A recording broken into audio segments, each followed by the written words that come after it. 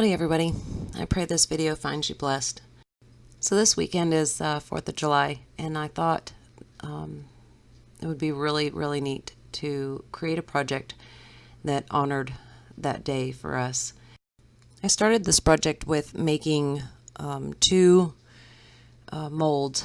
These are cake molds, and I will put the link for them in the description below.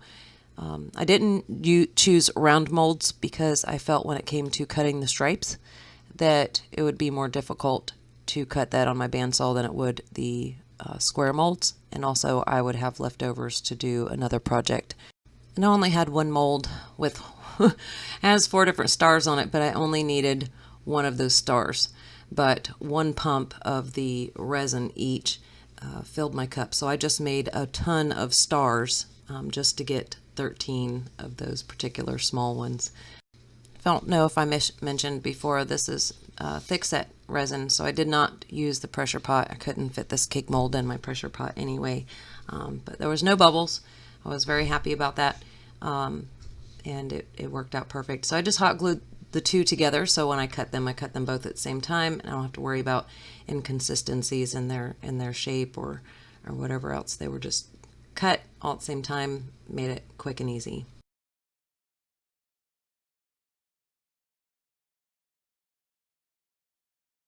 I'm using the mold that I originally cast everything in to re-glue all the pieces back together. In my mind, it just seemed the best way to make sure that these pieces were really well glued together without having to use clamps or anything else, and the clear would just fill in any inconsistencies. And right now I'm just marking out where I want my cross and cutting those pieces to fit that cross, and I just centered that out and drew exactly where I wanted to start the cross, and my original piece of oak that I used for the platter to see exactly where that would end up being in the center.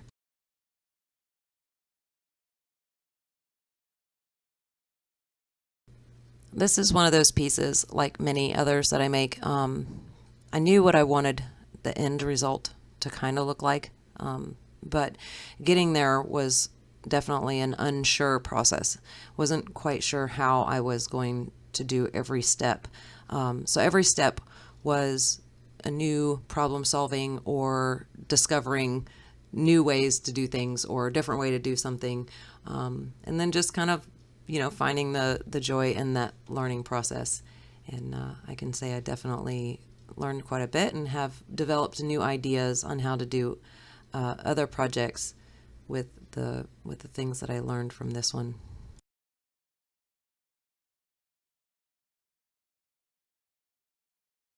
So this sat curing for a couple of days before I started messing with it. In the meantime, I just kept making stars. I felt like the stars is what took me the longest in this piece. So I made a little waste block with a nail in the middle of it so I could center it. Hot glued it to that waste block, and then took it over to my bandsaw and just cut a circle out so I wouldn't have to hit those edges with my gouge. I was fearing that I would end up chipping it or causing more damage, that I didn't want to have to go back and fix it. So my focus right now is just flattening all the pieces that I'm going to put together and sanding them really good so I can start assembling the bottom of the bowl, the center, which would be this piece here, and then obviously the rim. So that's what I'm doing right now. I used fast set resin to attach all of these pieces together.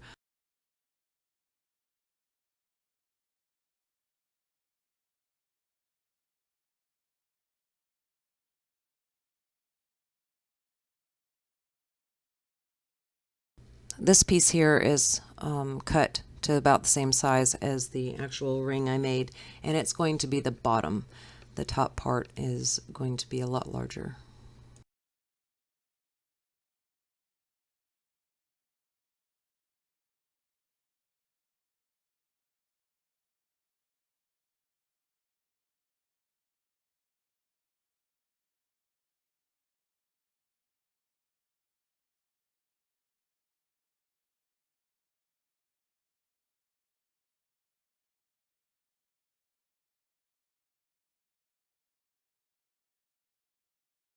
So here's a closer look at the waste block I made. I just drew a circle in the middle or a dot in the center and then drove a nail through it. And then I used CA glue to stabilize that nail. And that helps me to line things up on the lathe. And I'll either hot glue it or I'll just push it up against it and use it. So until I get a tenon or something to mount the piece of wood onto the chuck.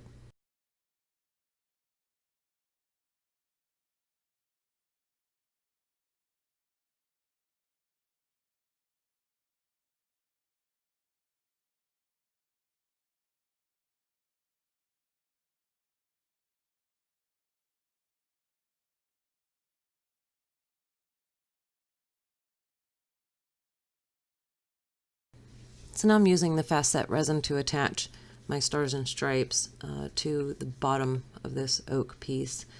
Make sure you use plenty of resin to glue, much like if you would if you're gluing.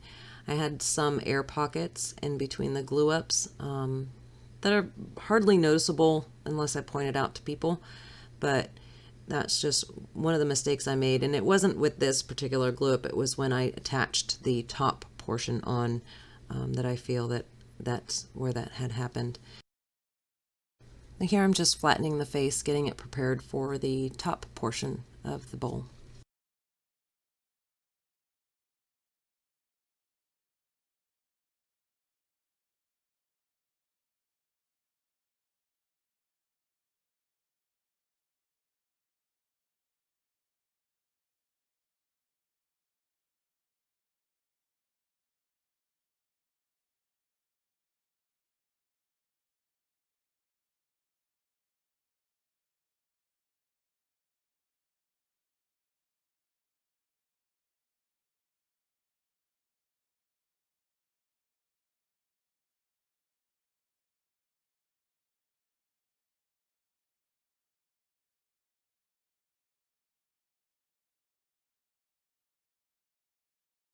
From this part on in the project, I left this attached to the chuck, and I just removed the chuck and the whole piece while I was doing all the rest of the resin and everything else. It's just a lot safer that way, especially when things need to be lined up in a particular way.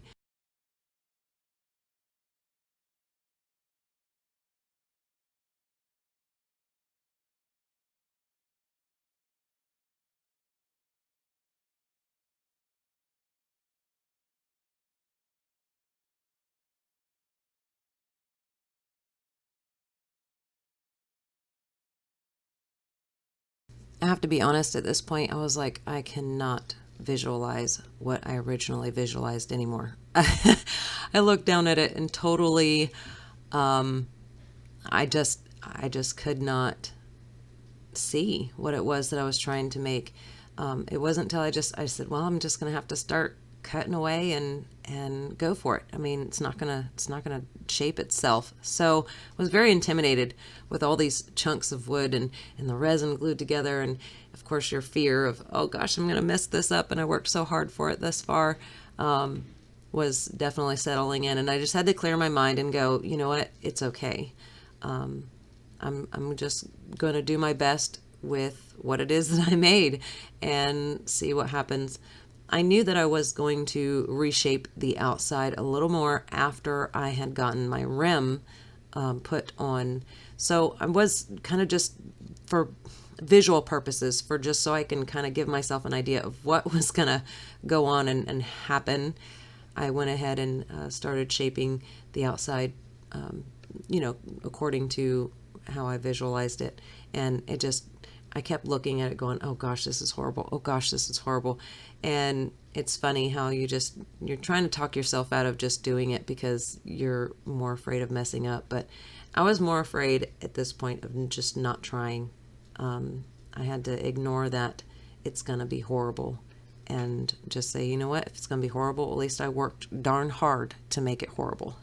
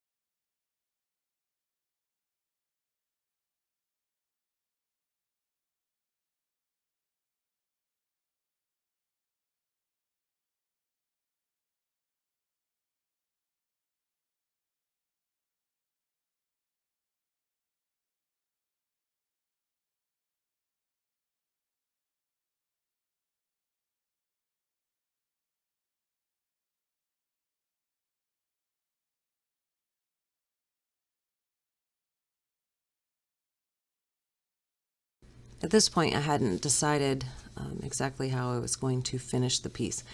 So I just sanded it, threw some sanding sealer on it, turned it around, and figured I'll worry about that once I get to the end.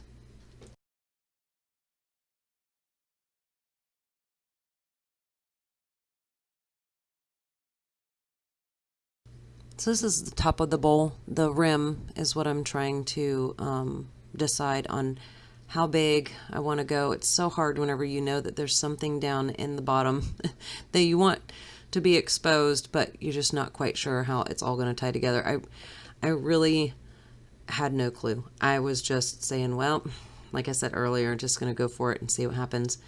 I'm making a well, so that way when I pour the resin, I'm not having to use hot glue or anything else to prevent the resin from running. I just figured I would use the wood itself as my border to keep the resin in check, and then build from there as far as what I wanted to do.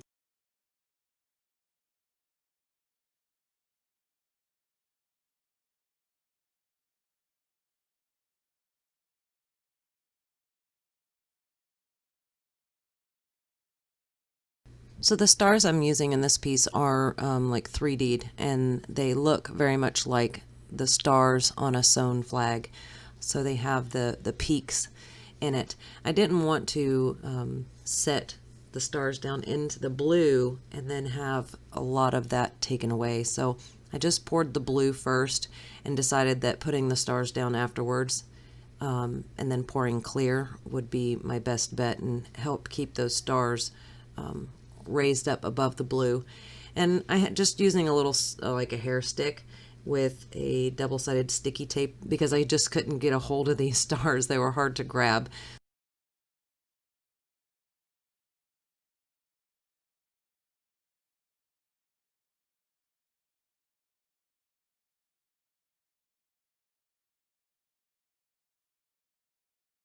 I'm using the 2-to-1 slow hardener because I wasn't going to be pouring a whole ton, and it would be easier to control the air bubbles, and I wanted it to set a little faster because I knew I'd probably going to have to do 2 pours. The counter in which this is sitting on was not exactly even, so some of the peaks of the stars were sticking up, and I didn't want them to get shaved off in the process. So I decided to use just painter's tape to line the rim to give myself a little bit of a well and do a second pour. So that way they would be well covered, and I wouldn't have to worry about cutting into the stars. And it worked out later on because I was able to design the rim a little differently than I had originally planned, and I felt that it ended up better. So I was thankful that I ended up pouring more resin at that time because it helped me out with my end product.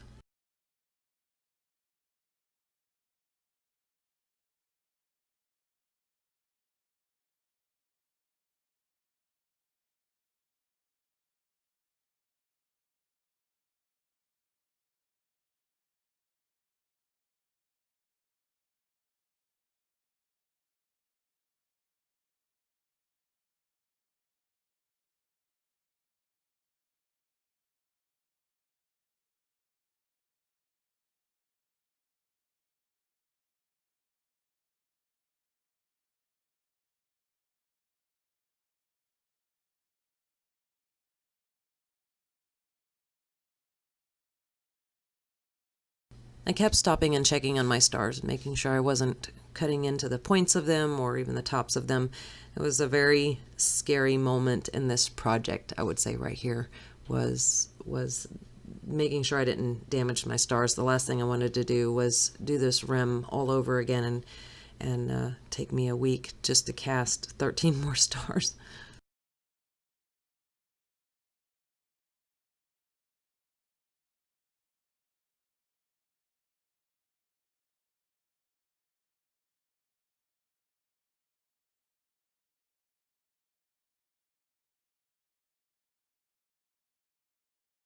So here I'm cutting away the wood that encased the resin because I wanted to be able to see the blue through the side, since I was able to see the red and white stripes.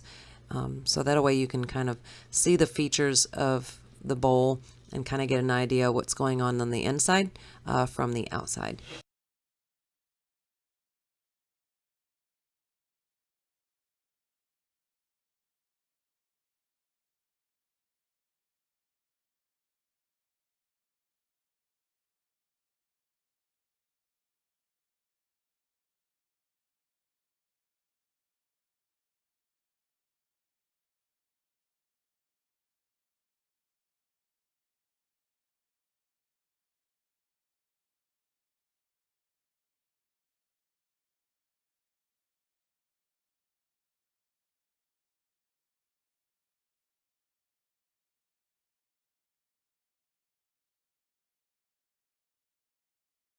This is kind of where I realized the resin in the center didn't adhere so well as the outsides. Thank goodness the outsides were definitely glued. It didn't have any problems or spots. But when I took that Forstner bit in and that one centerpiece just released, I was like, oh no. Just my stomach dropped thinking, oh gosh, I hope I can keep this together, keep it together, keep it together. I mean, the fear of messing up the bottom of this bowl, because it was going to have to be on the shallow side, being that my stars and stripes weren't too thick. Now I'm focusing on, oh gosh, don't let this piece not be glued together properly. It's the last thing I need. So after getting kind of an idea of how that thick the rim was going to be, I went back to work on the outside just to kind of give it a little bit more shape and a little nicer curves.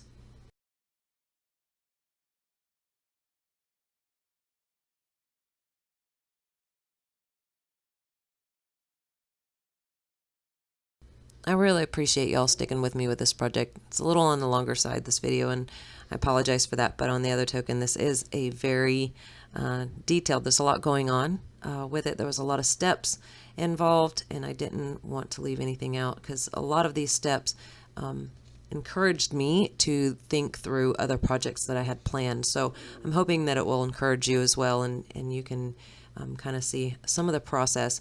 It would have been a lot easier if I had seen some of the process of how this could be built, but I didn't go looking for anything particular to give me an idea. I just kind of started from scratch, and so I appreciate you sticking with me and hearing all my blabble about it.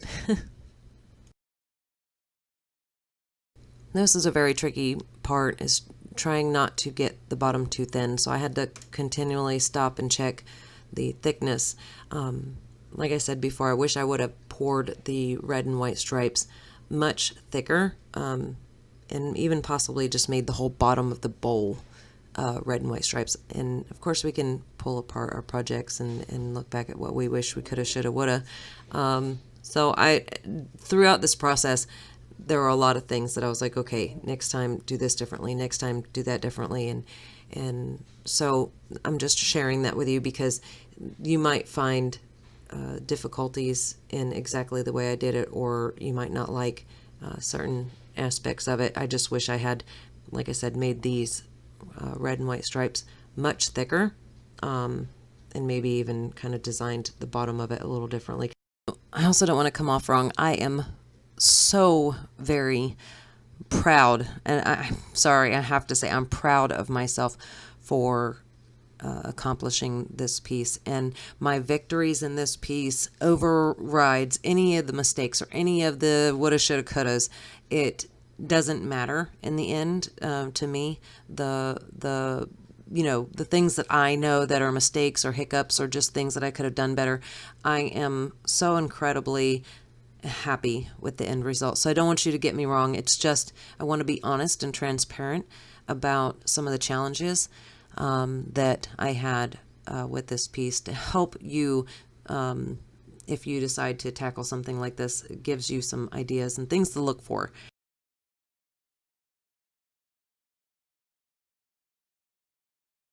I had to sand this piece quite a bit, and being that I had spent so much time sanding just to 400 grit, I felt that at this point I'd just stop.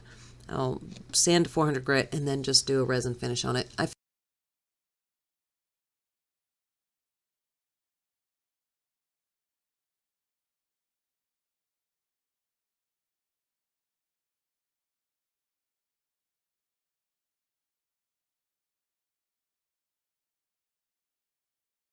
So my finishing process, I've had a lot of questions. When I do a resin coat as a finish, I just clean it all off with denatured alcohol, put my sanding sealer on, and then I have Rookie Abrasives has the red, I think it's like a 400 grit, the same thing as those green scrubbies that you can buy to knock back the sanding sealer. And then I use my air hose to get off all the dust, and I make sure that my area is as dust free as I possibly could get it. And then I go for it. I just mix up my resin and start to paint it on. For this kind of finish, it's necessary that you have a lathe that can spin, or even a rotisserie motor if you have one laying around. It can spin at least 50, maybe 75 RPMs would be good. Real slow speed to help keep the resin center and not just dripping off of your piece. It takes about 45 minutes to an hour, depending on the weather, to get tacky enough to where it's not dripping. So thankfully I only had to use one coat of resin on this piece. I didn't have to go back and sand it and do another coat. It turned out perfect. So very, very, very pleasantly surprised on that. Stuck a box over it just to help keep all the bugs in the world, because we have a ton in Florida, off of it while it's set up.